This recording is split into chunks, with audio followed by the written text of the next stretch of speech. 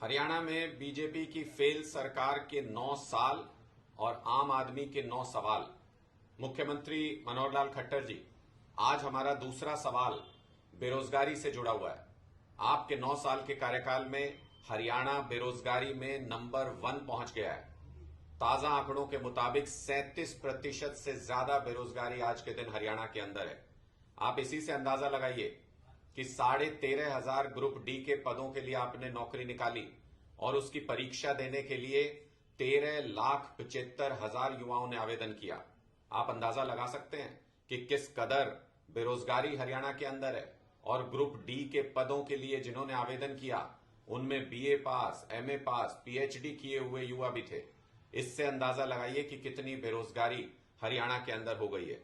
सरकारी पदों में 2 लाख पद इस वक्त हरियाणा के अंदर खाली हैं, लेकिन आपको उसकी चिंता नहीं है क्योंकि आपकी सरकार जो भी पेपर कराती है वो लीक हो जाता है। पूरे हरियाणा के अंदर इस वक्त ये चर्चा है कि इतने पेपर लीक हुए हैं आपके कार्यकाल में, इतने पेपर लीक हुए हैं कि अब लोग कहने लगे हैं कि पूरी खट्टर सरकार ही शायद लीक हो गई है। आपके 9 साल के कार्यकाल में 25 पेपर लीक हुए हैं।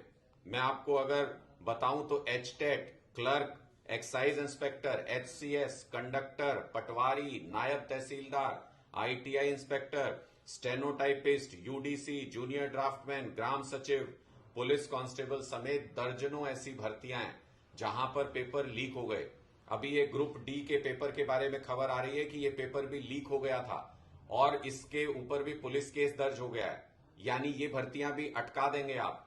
इससे पहले ग्रुप सी की भर्ती 32,000 पद आपने कहा हमने ग्रुप सी के लिए निकाले हैं, परीक्षा भी ली, बच्चे परेशान भी हुए परीक्षा दे करके।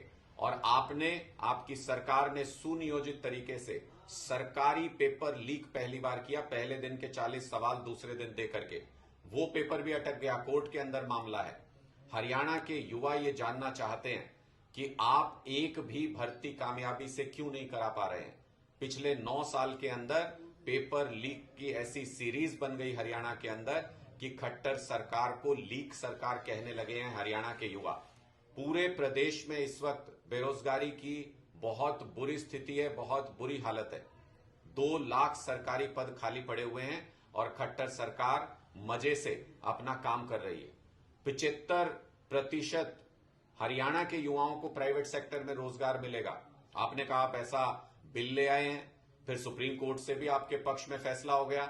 50,000 से ज्यादा रजिस्ट्रेशन हुए हैं युवाओं के इस पोर्टल पर जो आपने इस मकसद के लिए बनाया था।